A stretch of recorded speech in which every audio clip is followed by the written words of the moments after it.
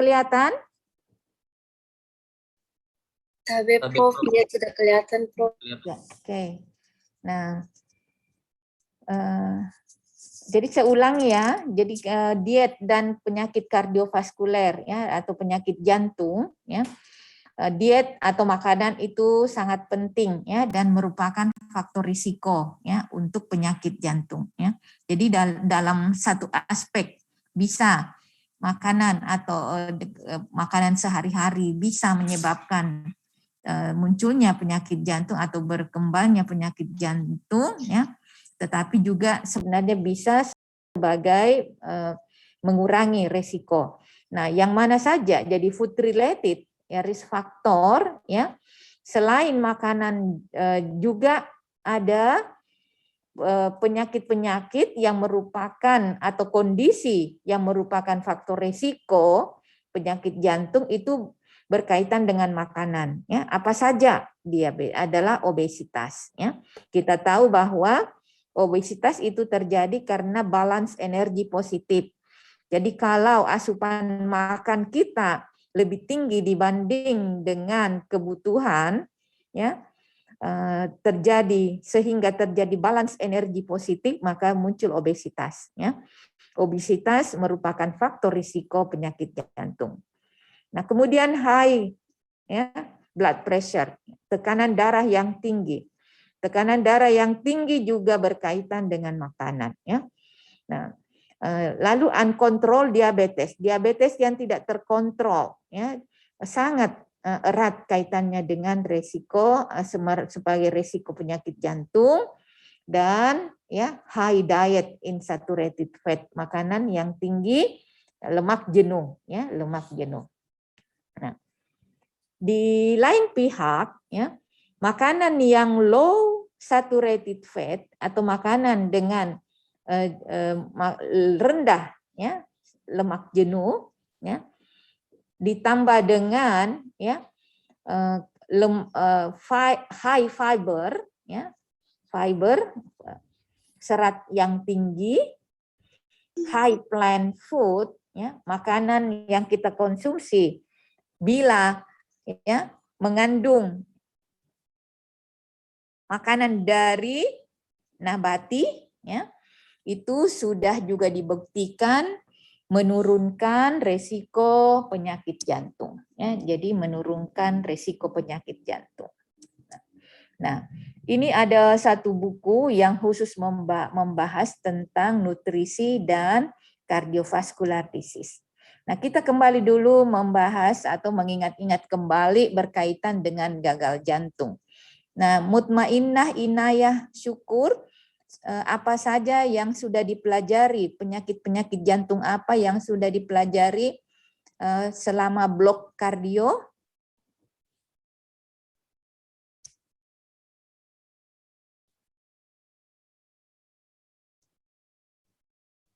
Mutmainnah, coba di unmute. Tabe Prof. Apa saja? Tabe Prof, penyakit infak miokard Prof. Ya, infark miokard. Perikarditis. Ya. Kardiomiopati. Ya. Jadi infark miokard ya, lalu kardiomiopati, perikarditis ya dan lain-lain. Nah, ini kita lihat ada gagal jantung ya. Jadi gagal jantung definisinya adalah sindroma klinik yang kompleks ya dengan karakteristik ketidakmampuan jantung untuk memenuhi kebutuhan tubuh pada tingkat tekanan akhir diastolik yang normal ya. Tentu ingat bahwa fungsi jantung adalah memompa darah ya. Jadi memompa darah itu pada saat ada nanti akan menghasilkan ke tekanan darah itu sistolik dan diastolik ya. Nah, gagal jantung adalah suatu sindrom klinik yang kompleks ya akibat dari abnormalitas baik struktur jantung ya. Struktur jantung tadi ada misalnya kardio ya, ada kelainan katup atau kardiomiopati dan lain-lain ya, ataupun fungsinya ya. Fungsinya itu ya fungsinya yaitu bisa kongenital atau yang dapatan, ya. Yang mempengaruhi kemampuan ventrikel, anak-anakku semua sudah belajar ya, menyimak kembali anatomi jantung, ada ventrikel untuk terisi ataupun memompa darah, ya. Jadi itu ya, jadi ini adalah definisi dari gagal jantung. Nah, karakteristiknya kita tahu bahwa suatu proses yang kronik, ya, penyakit jantung itu adalah proses kronik yang progresif didahului oleh adanya, ya, baik kerusakan struktur maupun kelainan disfungsi ventrikel yang asimptomatik. Asimptomatik itu tidak bergejala, ya. Jadi awalnya tidak bergejala, terus lama-berlama berjalan terus sehingga gejala klinisnya muncul, ya. Nah, kemudian ada kondisi terminal dari berbagai jenis penyakit kardiovaskuler. Nah, kalau kita lihat lebih detail, ya, bagaimana mekanismenya, itu sebenarnya adalah kelainan sel, yaitu terjadi apoptosis. Apa itu apoptosis? Kematian sel, ya, yang berlebihan, selanjutnya menyebabkan remodeling, ya, remodeling, ya. Nah, pada gagal jantung juga adalah perubahan geometri ventrikel kiri, ya, dan strukturnya sehingga menyebabkan penurunan hasil kerja mekanis dan meningkatkan tekanan, ya, dinding serta meningkatnya regurgitasi arterioventrikel. Nah, ini semua anak-anakku kalau lihat, ya, anatomi jantung kaitan dengan pembuluh darahnya, ya, itu akan kita bisa lihat dengan baik, ya. Bagaimana mekanismenya atau patofisiologinya, ya, dimulai dengan injury, ya, atau namanya infark miokard, ya. Infark miokard sudah dipelajarikan, ya, atau hal lain yang menyebabkan peningkatan, ya, berkepanjangan dari pengisian ventrikel, ya. Ingat ada pengisian ventrikel. Kemudian diikuti mekanisme kompensasi fisiologis, ya, baik lokal maupun secara sistemik, ya. Itu lokal itu artinya kejadiannya ada di daerah jantung, sedangkan sistemik itu seluruh tubuh di seluruh pembuluh darah, ya. Kemudian menjadi maladaptasi. Kan sebenarnya di dalam tubuh kita itu selalu terjadi mekanisme adaptasi, ya. Namun kalau itu berjalan terus pada kondisi tertentu, maka, ya, sistem yang ada di dalam tubuh kita itu sudah tidak bisa beradaptasi lagi, maka menjadilah maladaptif, ya. Nah, kalau sudah maladaptif terjadi perubahan pada tingkat seluler, yang selanjutnya terjadi peristiwa remodeling, dalam hal ini struktural, elektrikal, dan mekanikal. Ingat di jantung itu, ya, kalau ingat jantung ada 3 aspek, yaitu strukturnya, elektrikalnya, dan mekanikalnya, ya, terutama pada ventrikel. Nah, pada kondisi ini terjadi disinkroni, ya, jadi tidak terjadi sinkronisasi pada mekanisme kontraksi, ya. Nah, karena selalu tubuh selalu, ya, membutuhkan darah, ya, di mana hal ini jantunglah yang memompa darah untuk dialirkan ke seluruh tubuh, makin lama makin memburuk, ya, dan berpengaruh pada progresivitas, ya, dalam hal ini, ya, baik pada pengobatan dan terulangnya injury dan adanya penyakit penyerta. Jadi penyakit jantung itu ceritanya panjang, ya, berproses, ya. Nah, mungkin orang-orang atau pasien itu tidak merasakan, ya, karena memang ada yang disebut dengan asimptomatik, ya. Lalu lama-lama kalau sudah tidak bisa lagi beradaptasi, maladaptif, maka terjadilah perubahan, ya, perubahan yang lama-lama menjadi gangguan, ya. Nah, kaitannya dengan zat gizi, ya, kita tahu ada makronutrien.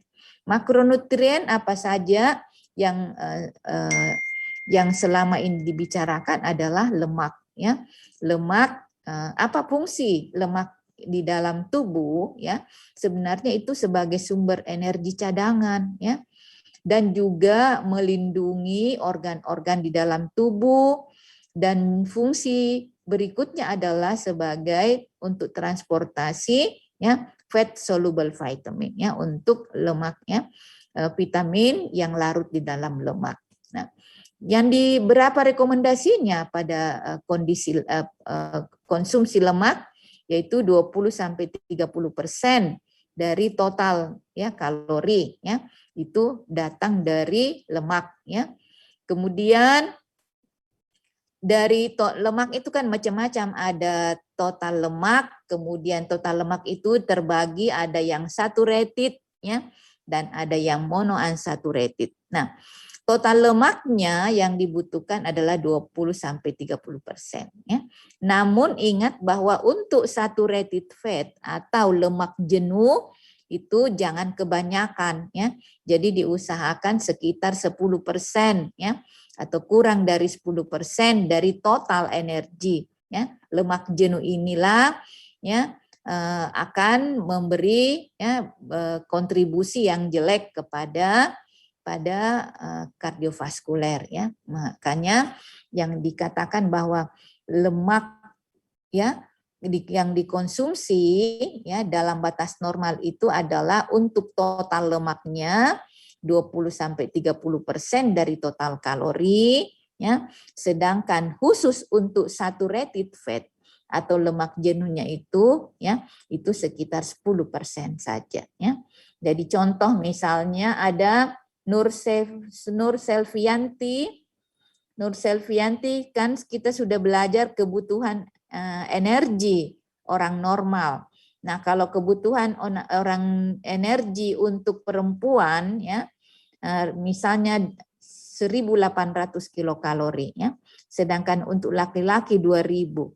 Nah, kalau dialokasikan ya berapa persen lemak ya, maka ya kalau laki-laki kebutuhan 2.000 kilokalori. Nah, untuk total lemaknya itu 20-30%. Nah, berapa itu Nur Selviani? Berapa kalori?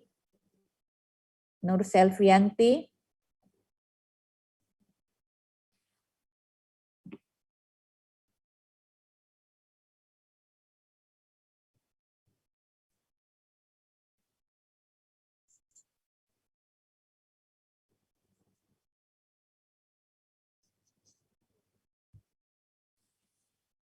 Coba disebutkan kalau seorang laki-laki ya membutuhkan total energi dalam sehari 2.000. Nah, untuk total lemaknya berapa kalori?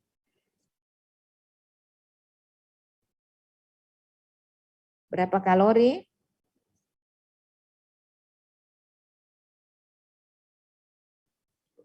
Tapi dok 400 dok kalori dok. Ya, 400 sampai 600. 600 dok. Ya, 6 kalori dari totalnya untuk total lemak ya. Tetapi kalau untuk saturated fat-nya, untuk lemak jenuhnya itu jangan selalu di off itu anunya suaranya. 100 dok. 100 ya, berapa? 100 dok. Mana 100? Kan 2.000 kalori toh? 200 dok. 200 ya, 200 ya. Nah, kita lihat bahwa bagaimana sih karakteristik penyakit jantung ya. Karakteristik penyakit jantung itu sebenarnya ya hasil dari proses ya pendangkalan arteri yang mensuplai jantung ya. Jadi pembuluh darah yang lama-lama terjadi plak ya, karena plak artinya lama-lama ya aliran darah makin berkurang ya, tidak lancar lagi karena banyak plak di pembuluh darah ya. Nah, plak itulah yang menyebabkan dangkalnya ya dari arteri ya, semakin yang seperti selang selang, kalau selang itu ada kerak-kerak di dalam selang itu, artinya aliran air di selang itu akan berkurang, ya. Nah, lama-lama kalau di pembuluh darah itu plak menjadi aterosklerosis, ya. Nah, itu adalah deposit lemak, ya, atau plak yang perlahan-lahan, ya, terbentuk, ya, di bagian dalam arteri, ya, dinding arteri, yang menyebabkan dangkalnya, ya, atau menyempitnya, ya, menyempitnya space, ya, pembuluh darah, ya, yang bisa mengalir baik ke jantung maupun dari jantung, ya. Nah, aterosklerosis ini bisa dimulai, sebenarnya sudah mulai sejak kita muda, ya. Kalian, dia jadi di dalam tubuh anak-anakku semua itu sebenarnya sudah terjadi proses aterosklerosis. Nah, agar, ya, proses aterosklerosis ini tidak berjalan cepat, ya, atau bisa terhambat, ya, supaya tidak terjadi pendangkalan atau tidak terjadi aterosklerosis, ya, maka kita harus mencegahnya dengan lifestyle, ya. Nah, lifestyle yaitu pola hidup yang sehat. Nah, salah satunya adalah makanan yang sehat, ya. Nah, makanan yang sehat dikaitkan dengan itu, jadi kita lihat risk factor, ya. Faktor resiko pada penyakit jantung ada yang tidak bisa dirubah. Apa saja itu yang tidak bisa dirubah? Misalnya usia, ya, semakin tinggi usia, resiko penyakit jantung semakin tinggi. Nah, apalagi yang tidak bisa dirubah adalah gender, laki-laki perempuan. Ethnicity, ya, family history of heart disease, kalau ada riwayat keluarga tentang penyakit jantung. Nah, masih banyak yang kita bisa kontrol, masih banyak yang kita bisa lakukan untuk mencegah, ya. Jangan sampai progresivitas aterosklerosis itu berjalan dengan cepat, ya. Makanya banyak hal yang kita harus kontrol. Yang pertama adalah diet, ya, diet kita, makanan sehari-hari kita yang kadang kita lupa, ya, bahwa makanan hari-hari kita inilah yang hari demi hari akan membentuk plak, ya, di pembuluh darah. Kemudian ada kolesterol level, kadar kolesterol kita. Coba anak-anakku semua dicek kadar kolesterolnya, ya. Dan itu kolesterol itu ada kolesterol total, ada HDL, ada LDL, ya. Coba dicek, ya.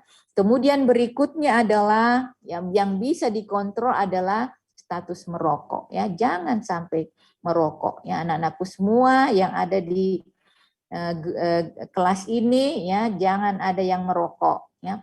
Kalau misalnya ada yang merokok, usahakan berhenti merokok, ya, sebelum terjadi, ya, hal-hal yang sudah berproses. Berikutnya adalah body weight, berat badan. Bagaimana caranya? Adalah menormalkan berat badan kita. Berat badan yang normal seperti apa? Ya, dengan menghitung IMT. IMT berapa yang normal adalah 18,5 sampai 22,9, ya. 22,9. Apalagi anak-anakku semua usia masih muda, ya. Nah, berikutnya apalagi yang bisa dikontrol adalah manajemen diabetes, ya. Jangan sampai terjadi diabetes lalu diabaikan, ya. Jadi pengaturan diabetes, kalau toh kita sudah menderita diabetes harus diatur, dijaga baik-baik. Nah, berikutnya adalah aktivitasnya, level physical activity-nya, aktivitasnya. Nah, kalian semua di Unismu, ya, di Unismu itu ada lantai 2, 3 tempat kuliahnya, ya, 2, 3, 4, jadi usahakan physical activity-nya berjalan, ya, usahakan naik tangga, ya. Kemudian depresi dan social isolation, ya, ini juga ada faktor resiko berkaitan dengan psikologis, ya. Nah, faktor risiko pada penyakit jantung, ya, itu tadi, ya, yang berkaitan erat adalah kolesterol level, tekanan darah yang baik kolesterol maupun tekanan darah itu dipengaruhi oleh makanan, ya. Nah, juga body weight, berat badan juga, dan manajemen diabetes. Ini semua berkaitan erat dengan makanan. Oleh karena itu, ya, yang terbaik untuk dilakukan untuk mencegah penyakit jantung, ya, adalah, ya, dengan, ya, healthy diet. Ya, healthy diet itu makanan yang sehat. Makanan yang sehat tidak berarti harus mahal, ya. Makanan sehat itu banyak sekali yang ada tersedia di sekitar kita, ya. Dan maintain healthy weight, ya, juga berat badan, ya. Berat badan harus dijaga, ya. Berat badan dijaga agar tetap normal, ya. Nah, kita lihat dietary fat dan kolesterol level, ya. Jadi makanan yang mengandung lemak dan kadar kolesterol ini dianggap bahwa, ya, lemak itu adalah krusial, ya, untuk fungsi metabolik dan merupakan bagian penting di dalam sel membran, ya. Sel membran ini, ya kan, akan berkaitan juga dari di dalam tubuh, ya, yang makanan yang kita makan, ya, lalu kan di metabolisme di hati, ya. Makanya lemak di dalam darah, ya, dalam hal ini ada total kolesterol, ada LDL, ya, LDL itu low density lipoprotein, ada high DL, high density lipoprotein. Nah, dikatakan bahwa LDL itu, ya, low density lipoprotein, merupakan kolesterol yang jelek, ya, karena, ya, LDL itu akan, ya, menyebabkan terbentuknya plak, ya, di dalam arteri, ya. Sedangkan HDL, ya, dikatakan adalah HDL itu dianggap bagus, ya, karena membantu, ya, menghilangkan, ya, kolesterol dari dalam aliran darah kita yang bisa mencegah terjadinya plak dari arteri, ya. Jadi ada komponen dari atau profil lipid, ya. Ada total kolesterol, ada LDL kolesterol, dan ada HDL kolesterol, ya. LDL itu diusahakan, ya, jangan tinggi, ya, karena akan mempengaruhi, ya, pembuluh darah. Nah, kemudian makronutrien berikutnya adalah saturated fat, ya. Saturated fat tadi dikatakan bahwa pada saat kita mengkonsumsi makanan diharapkan total lemaknya adalah 20-30% saja. Nah, dari total lemak itu ada namanya saturated fat atau lemak jenuh. Nah, lemak jenuh itulah jangan sampai lebih dari 10%, ya. 10% dari total kalori, ya. Nah, kenapa? Karena saturated fat, ya, disebut juga bad fat, itu cenderung untuk meningkatkan LDL atau bad kolesterol di dalam tubuh, ya. Nah, apa saja itu sumber saturated fat, ya? Jadi lemak-lemak dari hewan, ya. Lemak-lemak dari hewan kita harus hati-hati atau bisa kita selektif, ya, dalam mengkonsumsinya, ya. Nah, lalu bagaimana caranya, ya, dari Heart Foundation, jadi yayasan jantung itu, ya, menganjurkan, merekomendasikan untuk mengkonsumsi, ya, lemak, ya, yang agar LDL-nya itu jangan tinggi, ya, karena LDL itu harusnya rendah, ya. Nah, berikutnya adalah, nah, pada sehari-hari ada kita selalu makan telur, ya. Bagaimana itu telur? Sebenarnya telur kita butuh, ya. Kita butuhkan, ya. Namun, ya, pada pasien-pasien, ya, yang sudah dewasa misalnya dengan kolesterol yang tinggi atau LDL yang tinggi itu dibutuhkan untuk menurunkan kadar LDL-nya, ya. Nah, juga pada mereka yang DM ya atau penyakit jantung, maka dianjurkan bahwa telur yang kita konsumsi itu ya maksimum 7 dalam seminggu. Jadi kalau satu hari itu cukup ya. Telur cukup 1 dalam sehari. Nah, bagaimana kalau kita mau kalau kita suka makan telur atau misalnya sulit untuk mendapatkan bahan makanan lain kecuali telur, maka boleh makan banyak tetapi putihnya ya. Jadi yang kuningnya itu 7 dalam seminggu, lalu boleh yang lain adalah putihnya ya, supaya protein tetap terpenuhi ya. Tapi ya kandungan-kandungan yang ada pada kuning telur sebenarnya bagus tetapi tidak boleh berlebihan. Jadi cukup 1 telur dalam sehari ya. Nah, kemudian ada yang disebut dengan trans fat ya. Trans fat ya mirip dengan saturated, lemak jenuh ya. Trans fat itu ya cenderung untuk meningkatkan LDL ya, atau akan trans fat itu bisa meningkatkan lemak yang jelek atau LDL di dalam darah ya. Dan bisa juga berfungsi jadi selain jadi trans fat itu meningkatkan LDL tetapi juga menurunkan HDL, padahal HDL itu yang kita butuhkan agar bisa tetap tinggi ya.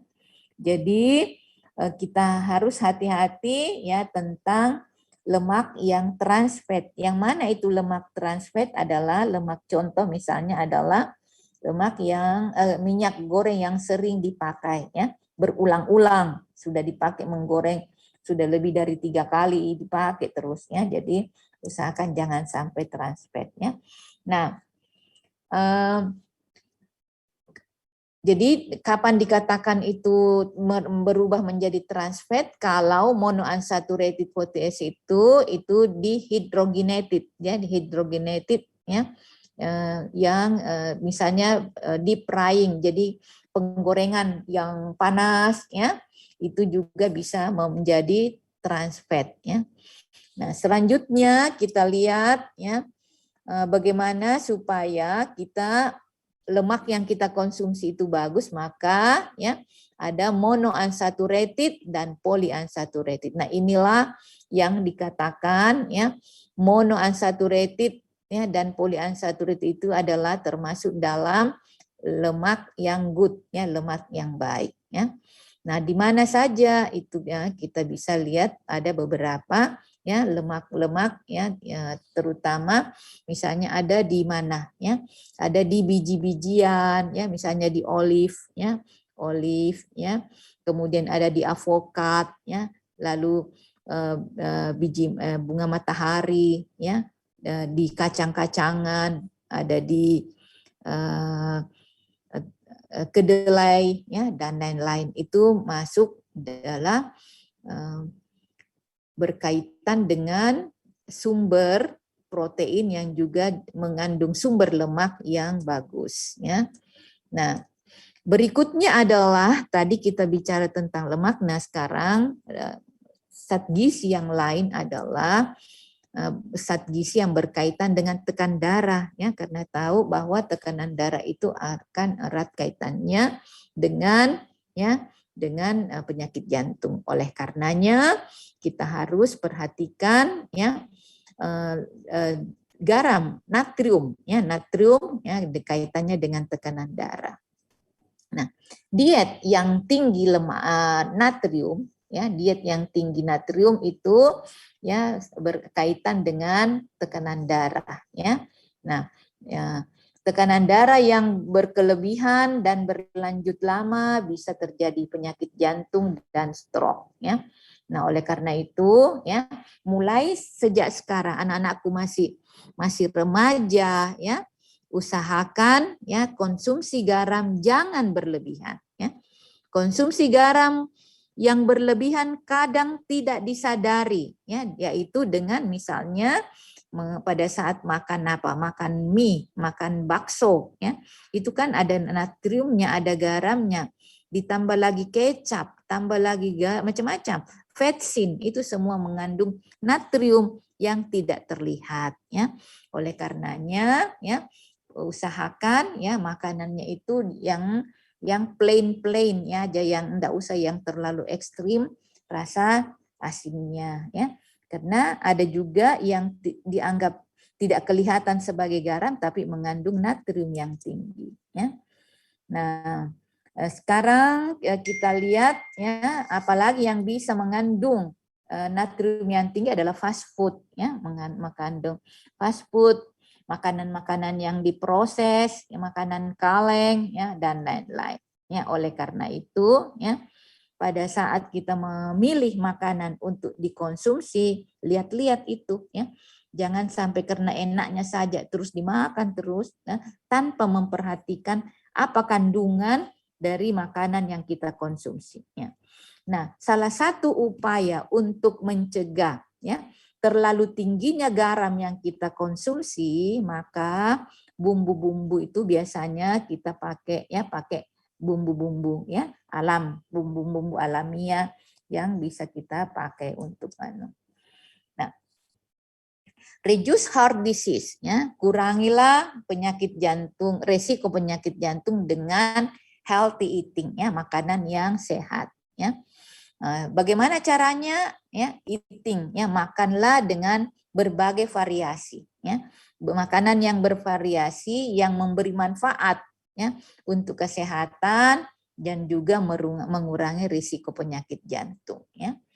Kemudian konsumsilah berbagai variasi ya, berbagai variasi, jangan cuma satu macam misalnya daging terus ya, tetapi bervariasi pada pemilihan bahan makanan ya agar ya komponen-komponen yang dibutuhkan terpenuhi ya, tetapi komponen yang bisa memicu ya terjadinya penyakit metabolik itu bisa teratasi ya. Nah, apa saja yang direkomendasikan oleh Heart Foundation, jadi Yayasan Jantung ya. Yang pertama adalah ya plenty of vegetable ya.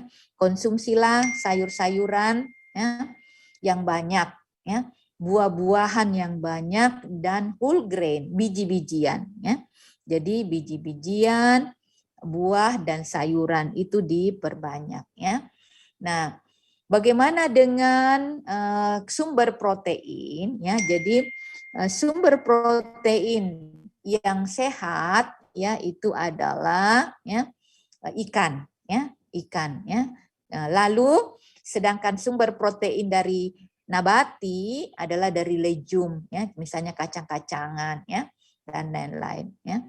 Kemudian nah kalau kita menginginkan sumber protein dari hewani, maka kita bisa batasi ya. Tadi dikatakan kalau telur, kalau memang semua sumber protein dari telur maka 1 per hari atau 1 dalam seminggu ya.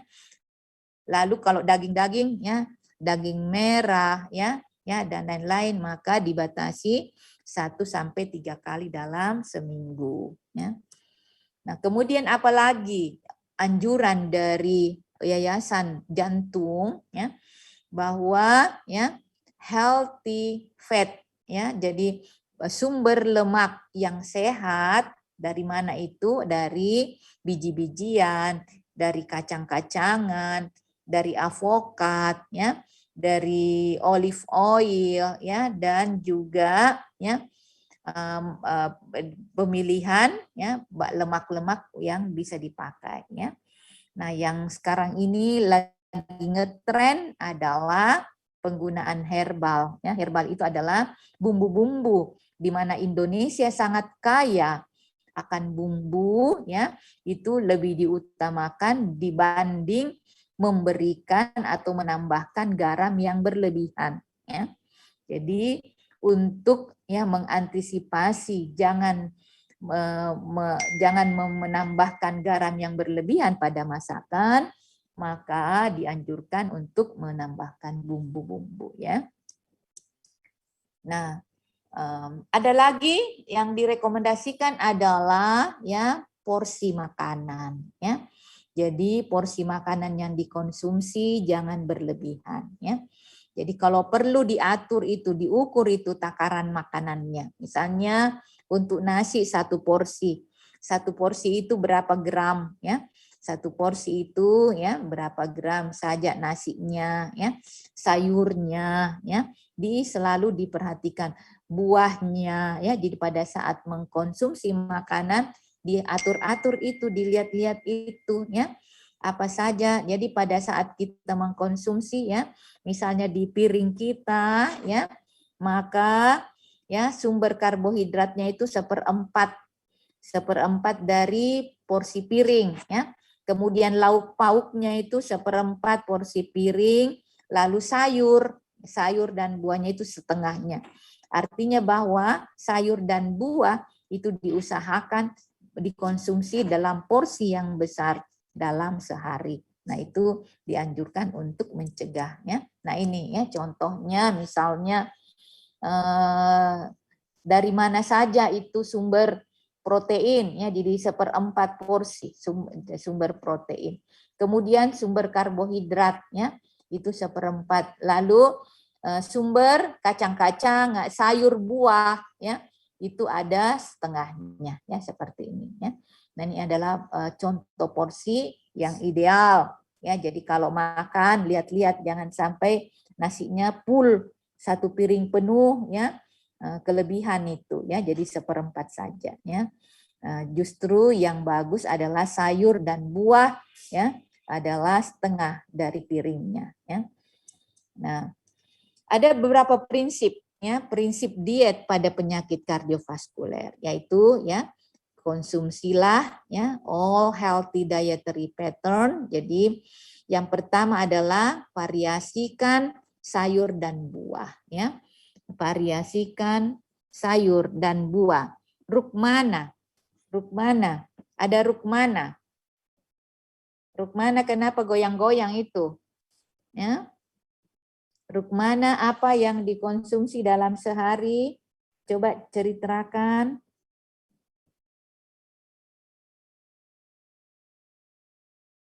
Apa yang dikonsumsi dalam sehari?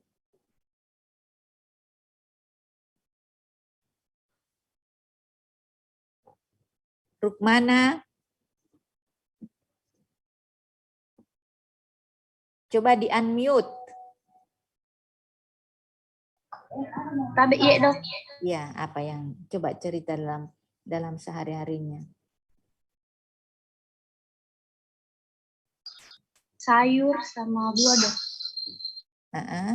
Dalam sehari ceritakan kalau kemarin makan apa? Kemarin siang sampai tadi pagi.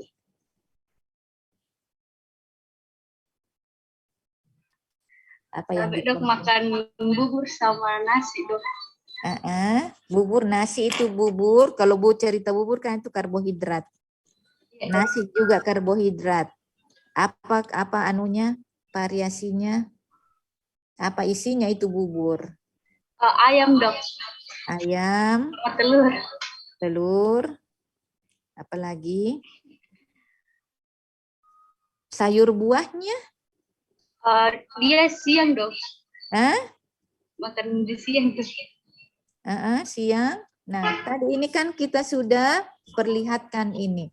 Jadi sumber karbohidrat itu seperempat piringnya. Sumber proteinnya protein hewani nabati ya, seperempatnya, kemudian setengahnya itu adalah sayur. Begini kira-kira. Beginikah? Atau karbohidratnya yang hampir satu piring, kemudian lauknya, sayurnya tidak ada, ya usahakan ada sayur. Jadi anak-anakku semua coba dilihat ini, ya, untuk mencegah, ya, untuk mengantisipasi agar, ya, pola makannya, ya, tidak terlanjur sudah tidak sesuai, maka perhatikan, ya. Jadi ini adalah karbohidrat, ya, nasi, ya. Apalagi ada kentang, ada ubi dan lain-lain ya.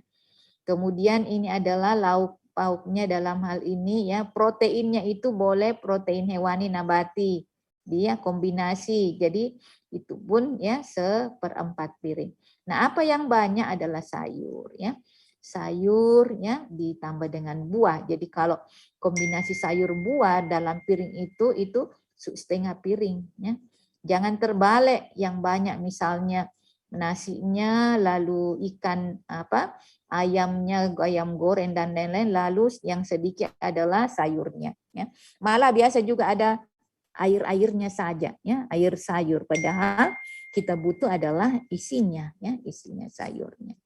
Nah, seperti itu ya, diusahakan mengubah pola makan ya, yang tadinya semua misalnya karbohidrat, apalagi kalau gorengan terus ya, tanpa memperhatikan sumber ya, vitamin mineral sayur buah.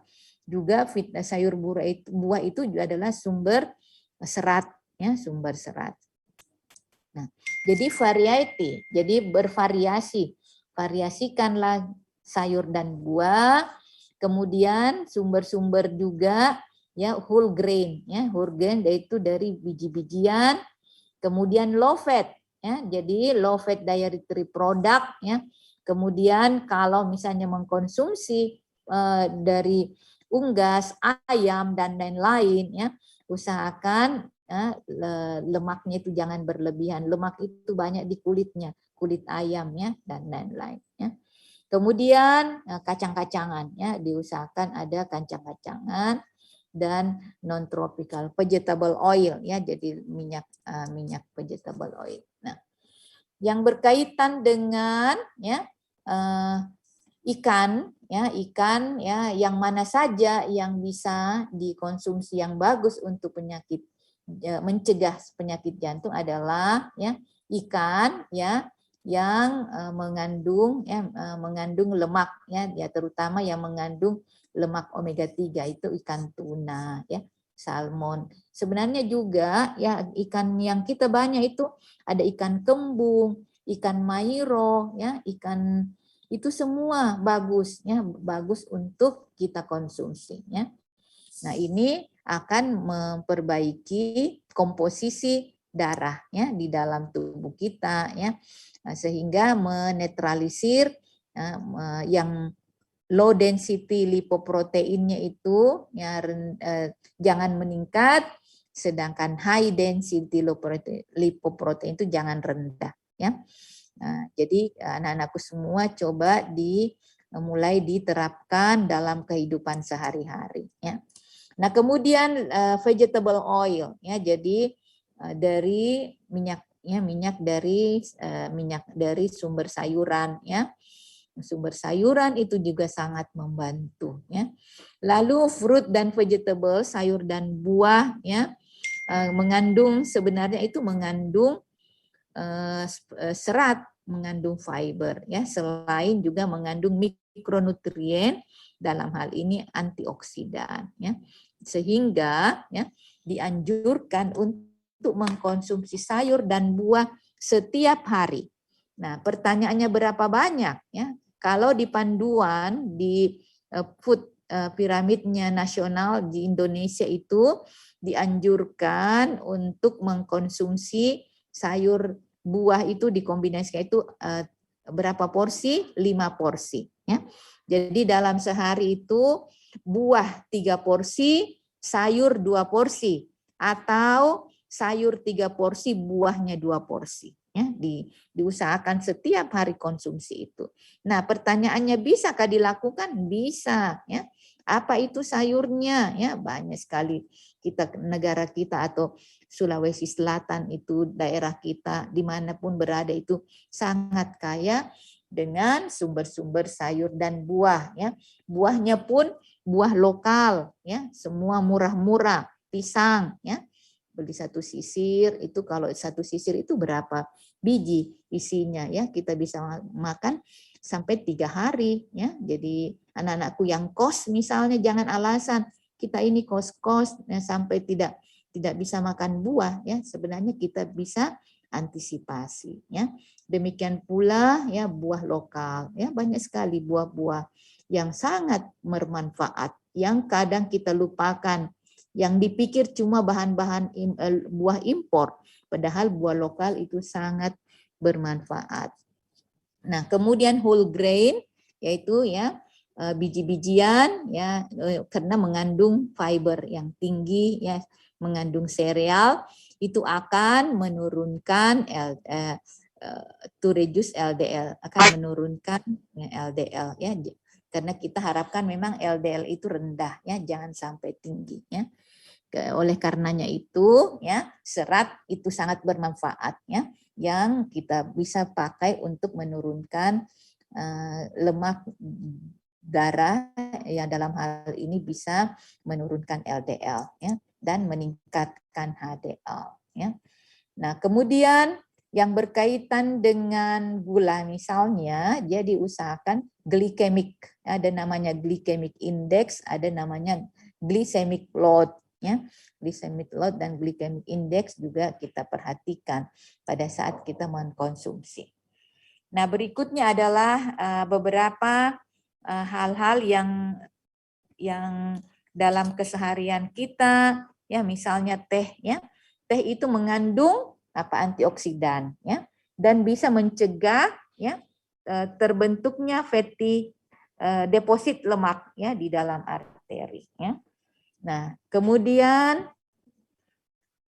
blood clotting ya. Jadi terjadinya penggumpalan darah.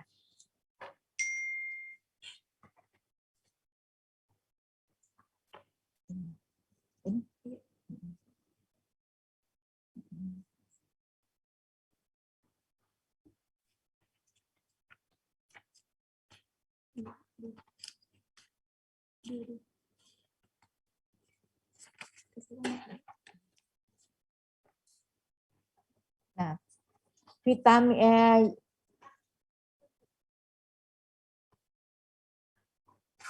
yang ada di dalam teh itu ya, teh itu bermanfaat ya, yaitu untuk mencegah, jadi ada antioksidan di dalam teh ya, terutama misalnya teh hijau itu akan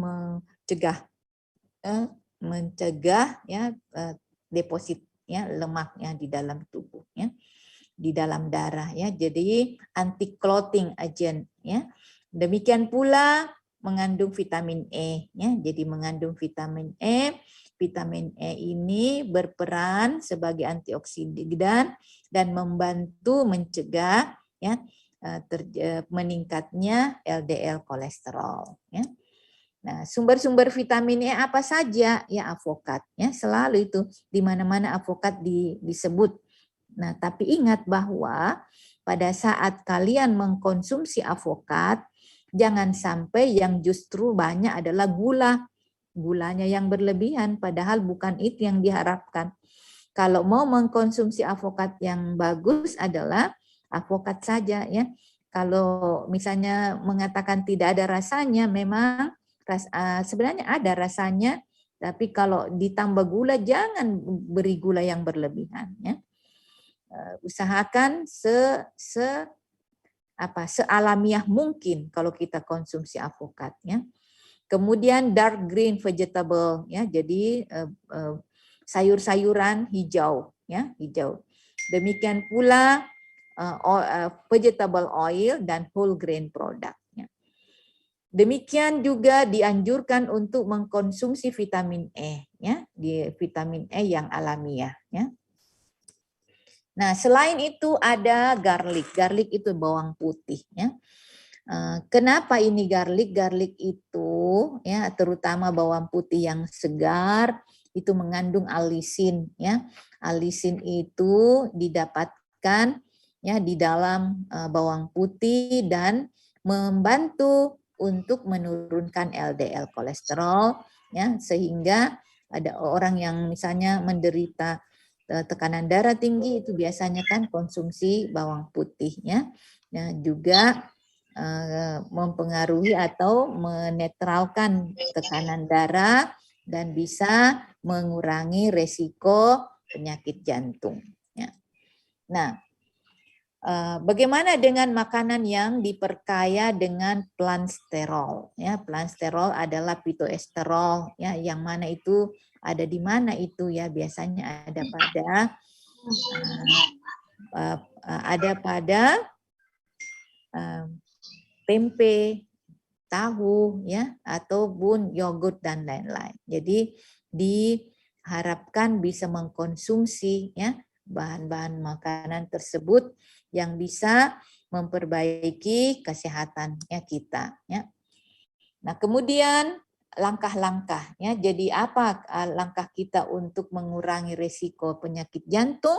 Yang pertama adalah ya healthy eating ya.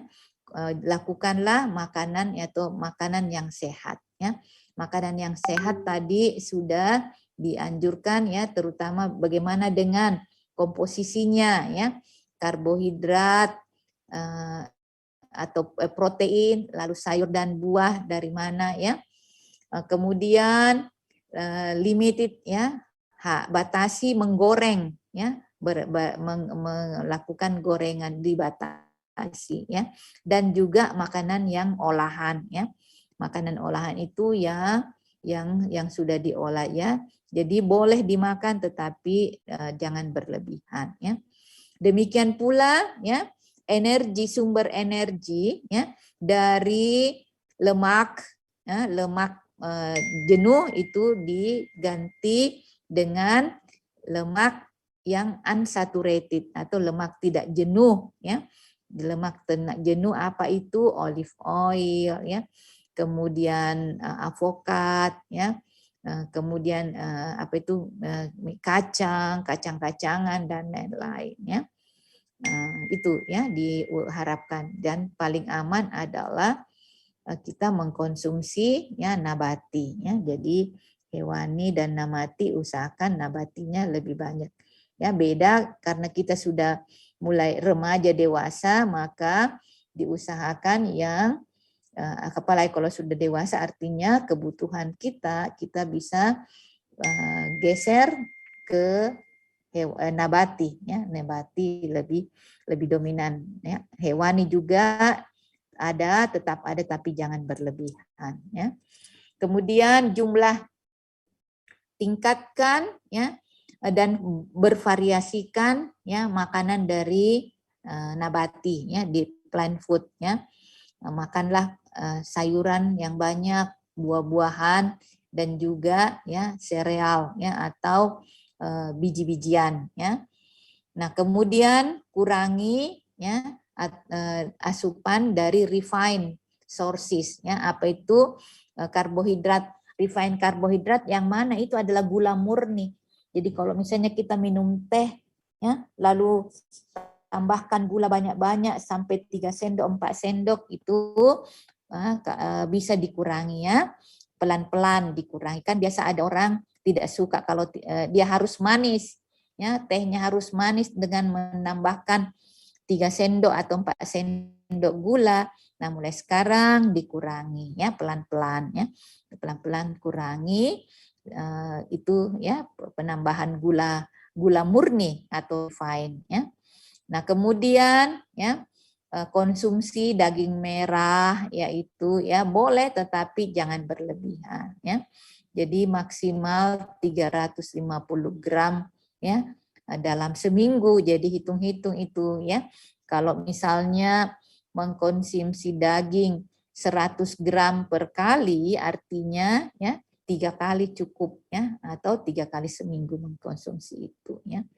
Kemudian ya bila ayam yang dibeli misalnya itu ada lemaknya kan kulitnya ya, jadi kulitnya itu jangan semua dan jangan setiap hari mengkonsumsi kulit ayam ya.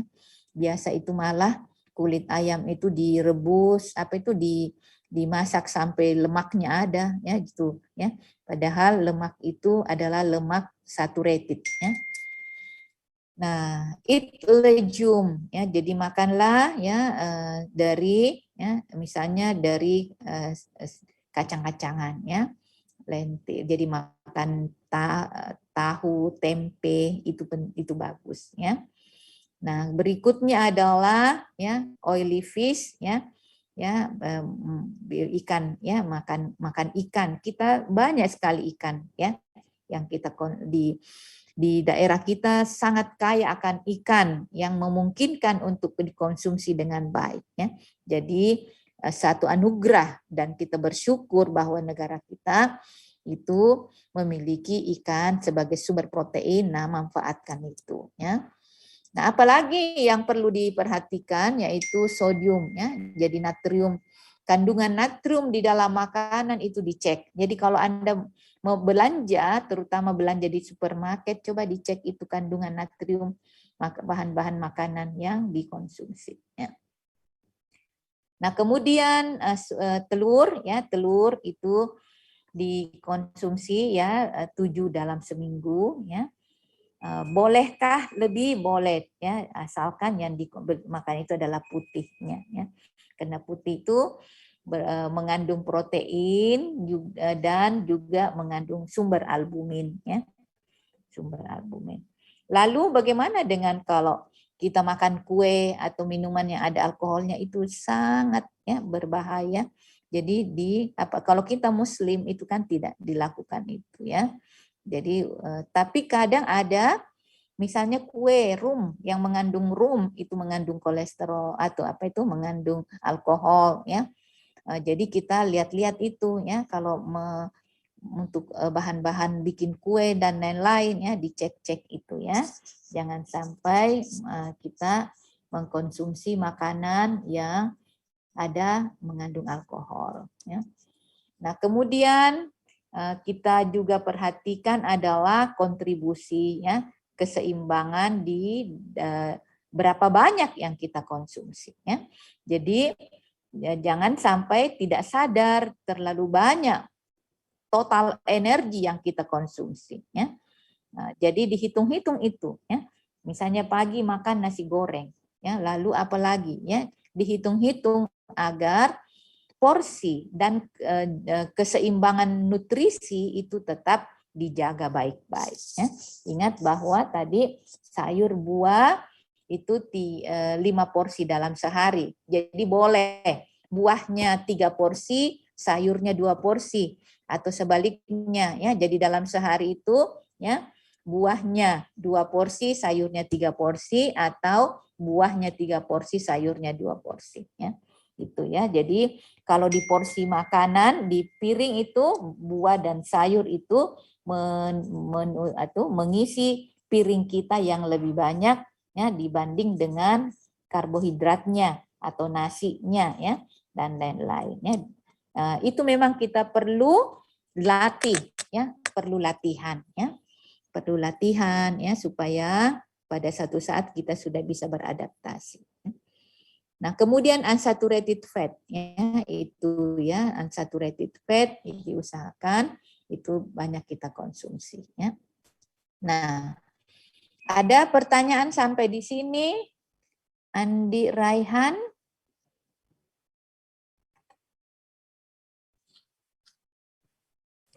Tidak, tidak.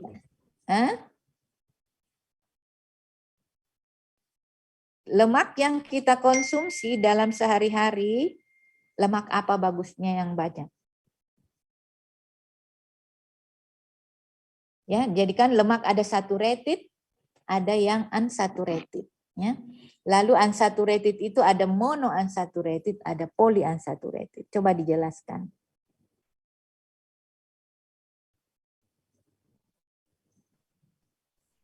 Tapi dok, yang baik dikonsumsi itu yang unsaturated dok. Contohnya unsaturated. Jadi kalau misalnya mau diterapkan di rumah, bagaimana caranya? Tapi dok, seperti mengkonsumsi buah alpukat dok dan kacang-kacangan dok. Tapi apalagi? tapi dok, olive oil dok. Iya. Apalagi? Tapi dok tidak menggunakan minyak berkali-kali. Ya. Contoh-contoh dari unsaturated apa saja? Yang monounsaturated didapatkan di mana? Tapi dok, monounsaturated itu di avocado, kacang-kacangan, Ya, olive oil, margarin. Tapi dok, iya, ya. Nah, oke. Kemudian yang apa itu trans fat? Tadi juga saya sudah singgung. Mantasari mawar. Mantasari mawar. Ya, tahu dok. Nah, kenapa gelap itu Mantasari? Jangan di off, jangan di mute. Mantasari. Unmute. Tahu itu unmute? On kan itu suaranya.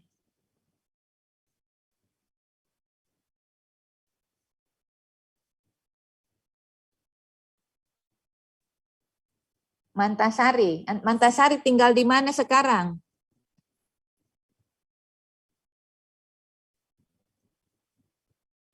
Halo. Yus Husna, Yusbar. Yus Husna.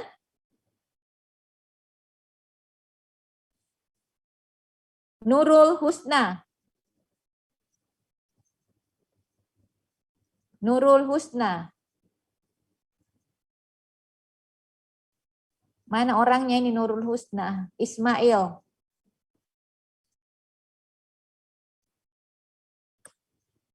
Nurul Husna.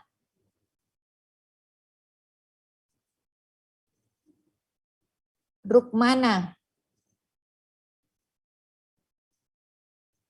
Tabe iya dok. Trans fat itu apa itu trans fat?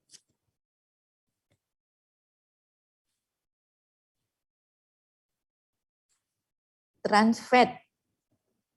Rukmana. Kenapa ditutup lagi itu anunya, suaranya?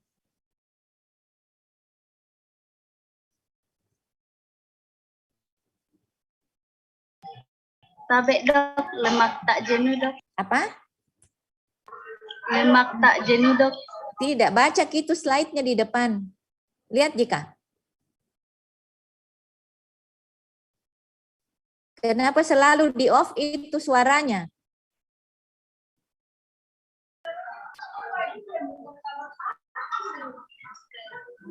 Coba dibaca itu trans fat.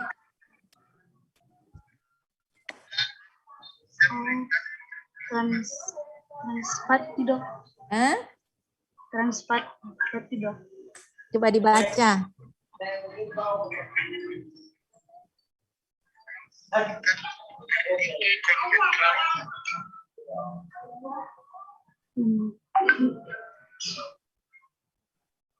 Rukmana. Trans fats also known as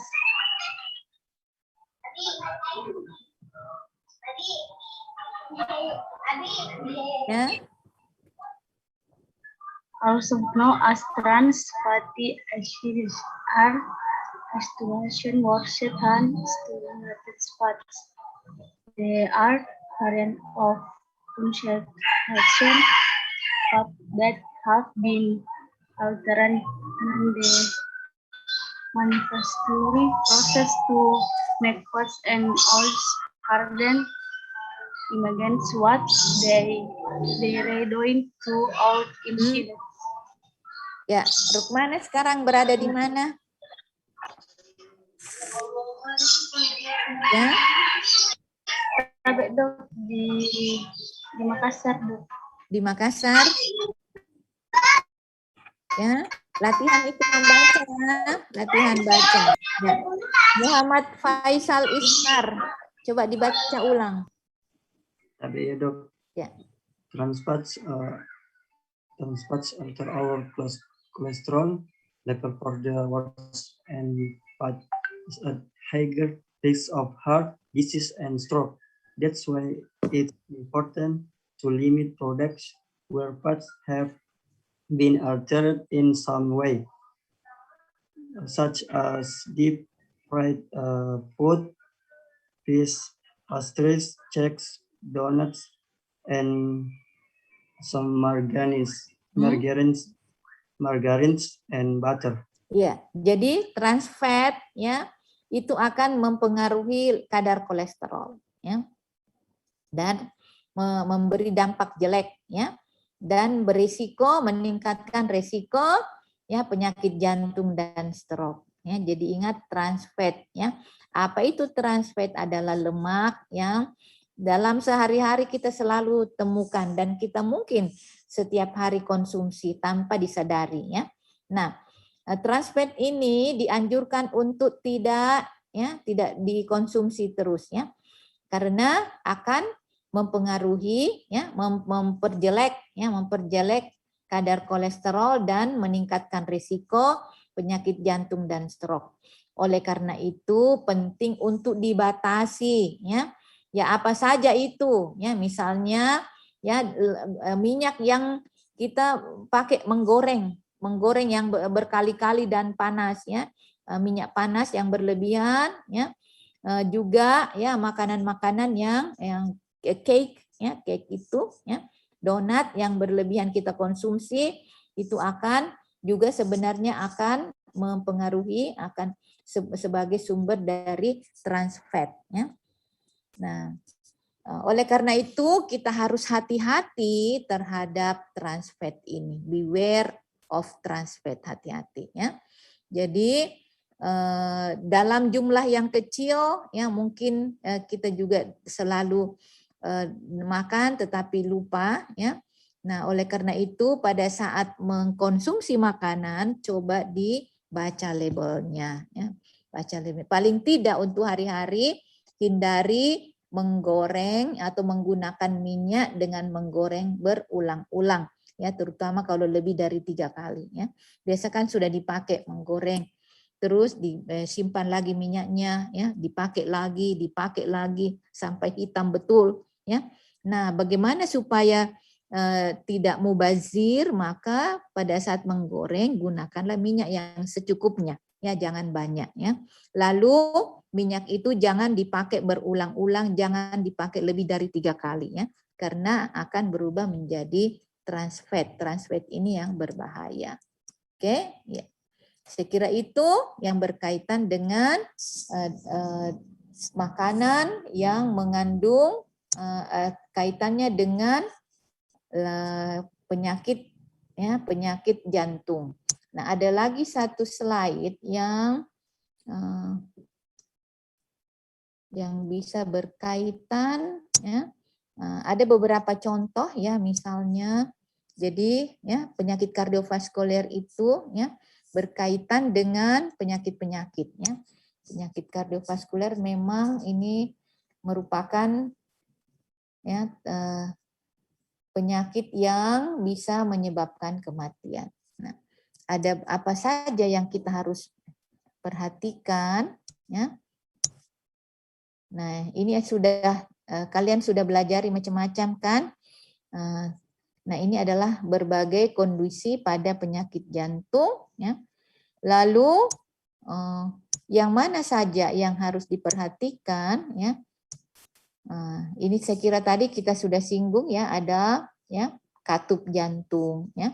Katup-katup, anak-anakku coba dilihat kembali semua anatomi jantung, penyakit jantungnya ya.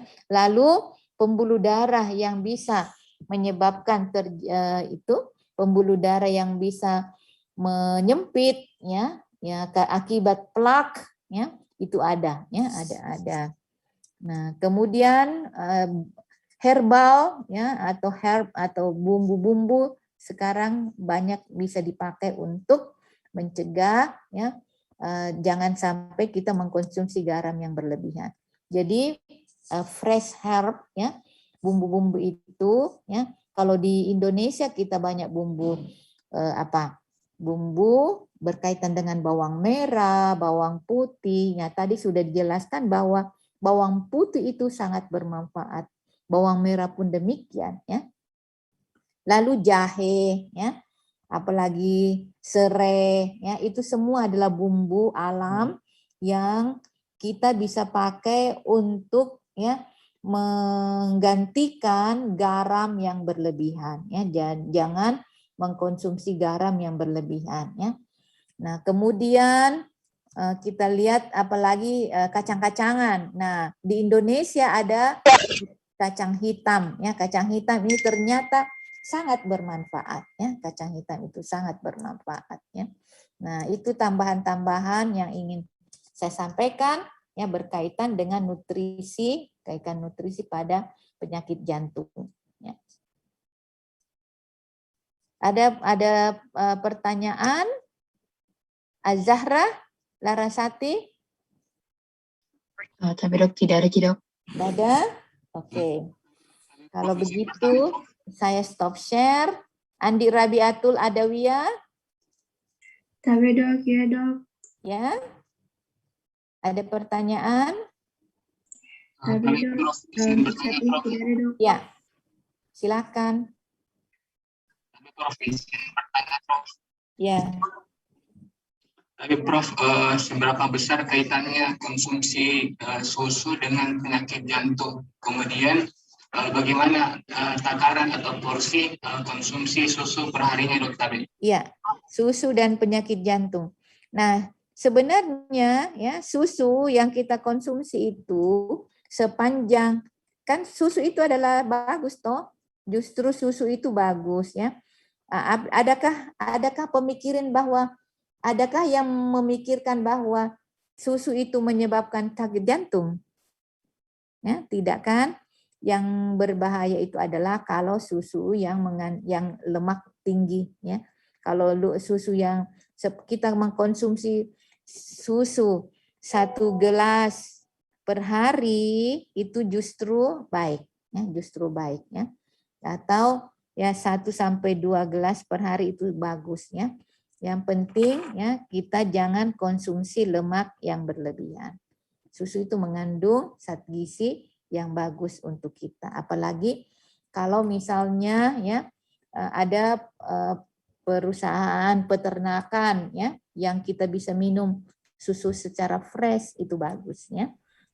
Ya dalam takaran bisa 1 gelas sehari, ya, atau 2 gelas per hari itu dalam kondisi ya aman dan sehat untuk dikonsumsi. Oke. Ada pertanyaan? Ya. Adakah yang mengatakan bahwa susu itu menyebabkan penyakit jantung? Tidak toh. Yang itu adalah susu yang terlalu banyak lemaknya. Nah, apa itu yang biasa justru kandung yang banyak itu gula dan lemaknya yang tinggi itu, misalnya susu kental manis, ya. Susu kental manis jangan berlebihan, ya. Kan ada yang suka minum susu kental manis toh. Ya, ya boleh, tetapi jangan berlebihan. Boleh, ya. Tapi jangan berlebihan karena susu kental manis itu lebih banyak gulanya dan banyak lemaknya, ya. Oke. Ada lagi Muhammad Dai Alamsyah. Tapi dok, kalau misalnya konsumsi kopi dok, apakah ada kaitannya dok? Nah ini dia yang minum kopi. Nah kan biasa ada yang kalau mau belajar minum supaya tidak mengantuk minum kopi, ya. Dan berapa banyak. Nah kalau misalnya mau minum kopi jangan terlalu kental, ya. Jadi misalnya 1 saset itu bisa diminum 2 kali atau 3 kali, ya. Ada kan 1 saset itu, ya. Kopinya itu bisa 2 kali, ya. 2 kali. Maksudnya artinya bahwa untuk 1 saset jangan langsung di 1 gelas atau 1 cangkir, ya. Dianukan, dibagi saja, jangan dosis seperti itu, ya. Supaya tidak terlalu kental. Susi Susanti, pertanyaannya? Tidak ada. Oke, kalau tidak ada, ya, selamat belajar ya anak-anakku. Ini minggu keberapa kah sekarang? Pekan keberapa? Pekan Tapi keberapa? pekan kedua, Prof. Hah? Pekan keberapa Pekan ini? kedua, Prof. Kedua, ya. Coba belajar baik-baik ya. Adakah praktikumnya kardio? Praktikum gizi? Ada? Enggak ada ya? Jadi ada itu misalnya bagaimana pengaturan diet ya, hitung kalorinya berapa ya, kita kan sudah diajarkan menghitung kalorinya. Lalu ditambahkanlah tadi untuk komposisi bahan makanannya yang sudah diajarkan ya.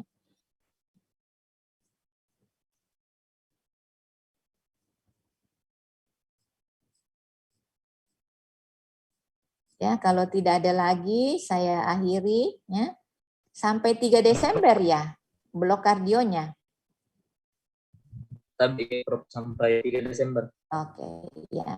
Selamat belajar ya. Tetap belajar, belajar supaya lulus di mata kuliah ini ya. Saya akhiri.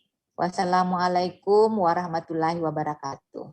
Waalaikumsalam warahmatullahi wabarakatuh. Terima kasih banyak, Prof.